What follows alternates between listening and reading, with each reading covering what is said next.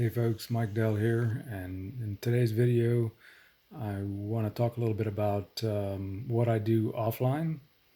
It was kind of taken away quite a bit from what I do online for a while.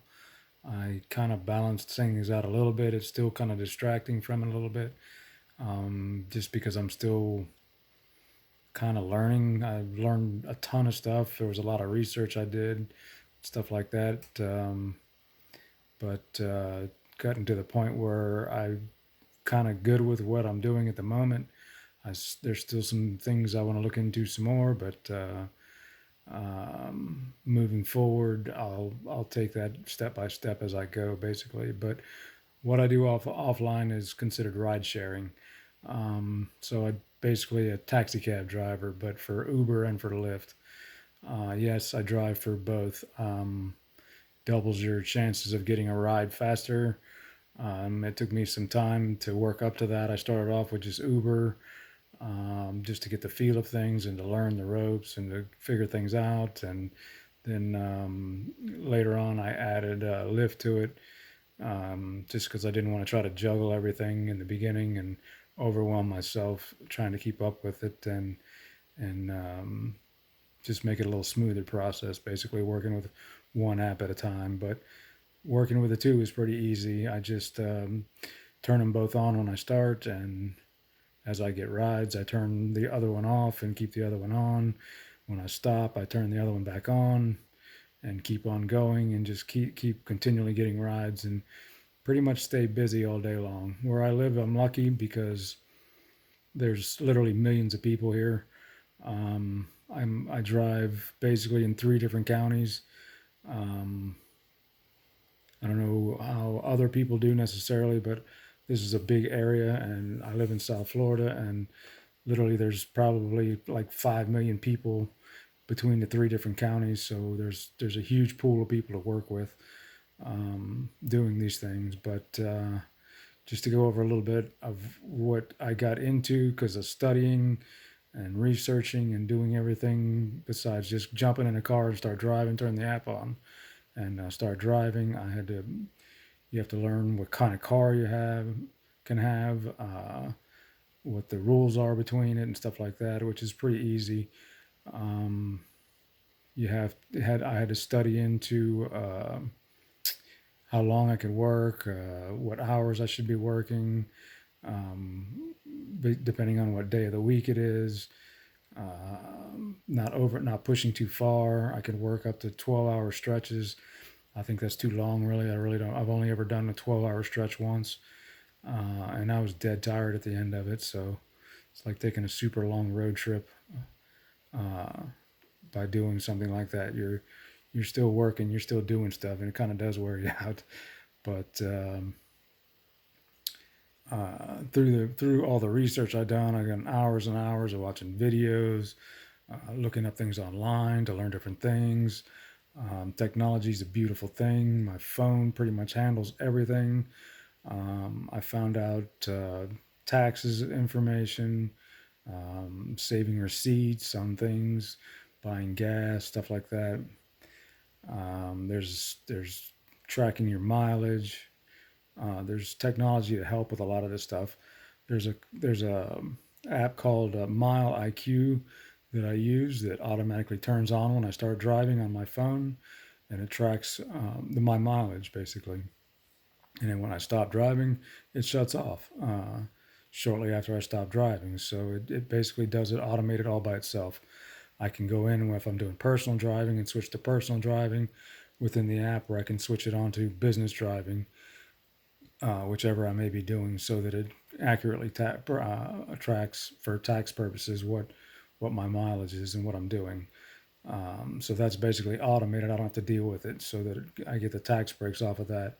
Buying gas, I use another app. It's called Gas Buddy. I started using it a while ago.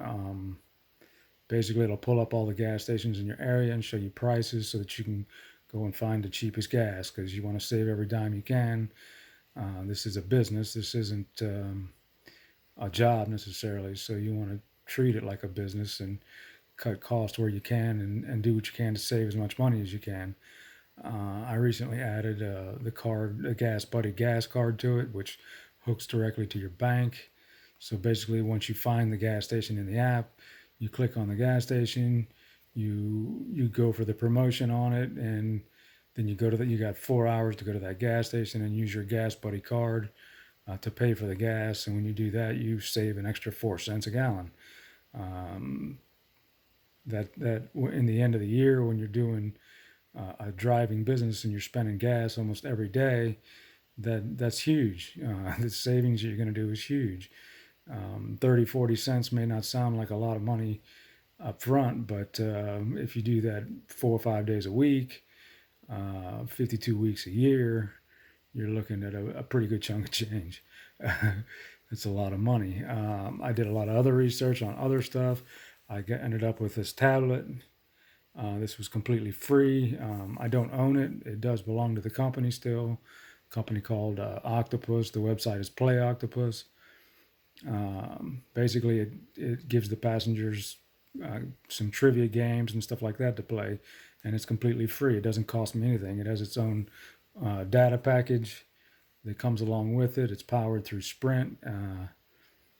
I don't have to use Wi-Fi or anything like that, or any of my data or anything, and it plays these games. It shows ads, and it works off of a point system. And when I accumulate enough points, then I get money for it. Basically, I can make up to $100 a month just for putting it in and out of my car and keeping it hooked up and charged up all the time, and just wiping off the screen from time to time to make sure it's clean. And I can make up to $100 passive income every month by having this in my car while I'm driving, and it gives the opportunity also of making more tips because you get entertainment for the passenger and they get to sit back there and have some fun while they're in that boring ride going wherever they're going. So it's kind of a win-win thing where I make extra money in a couple different ways possibly. Some people are going to tip, some people aren't, which is fine.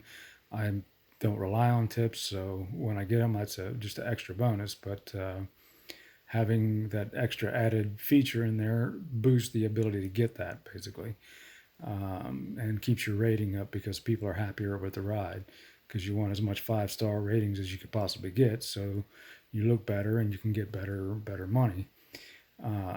It's all about the business side of it. Is driving is you basically own your own business. You're an independent contractor. So there was a lot to learn and a lot of I'm still learning, and there's still some things that I want to learn more about, but in time it will come.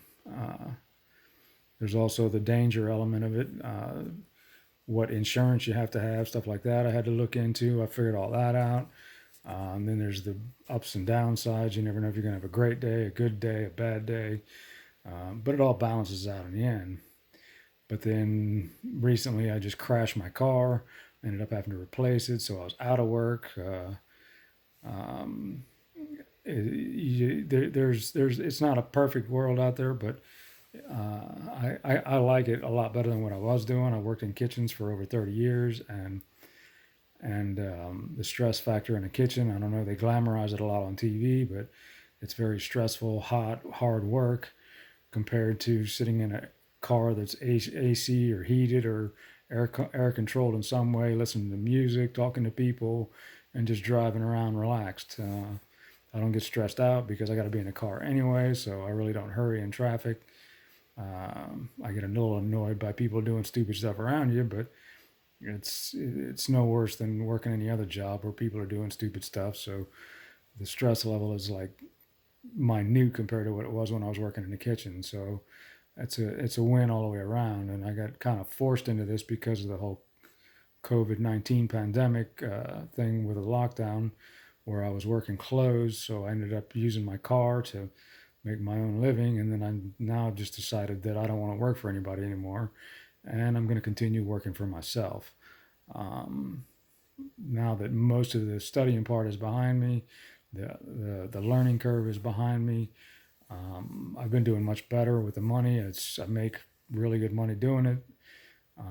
There's expenses involved with the wear and tear on your vehicle, the daily gas, car washes, different things like that. But if you don't chase rides and you stop you wait for the ride to come, stuff like that. You're not wasting and beating up your car any worse than you have to. It all comes out in the end. But this is just, I just wanted to do a quick outline of why I was kind of like not around for a while as much as I was, just because I had so much I had to study into. Now that I'm not studying as much into it, I have more time to spend online building the business that I had been trying to prior, and put more focus on that than what I was. Um, it's still going to be tired. It's still going to be difficult, but because I do put in a lot of hours. But now I'm back to doing both and keeping things going. So hopefully everything's going to stay smooth and keep working out. And I will end this. This video is getting a little long, so I'll end this now, and maybe I'll talk about some more of this down the road, if things change or move on or evolve into better things or whatever. But for now, I'll let it go, and I will see you all soon.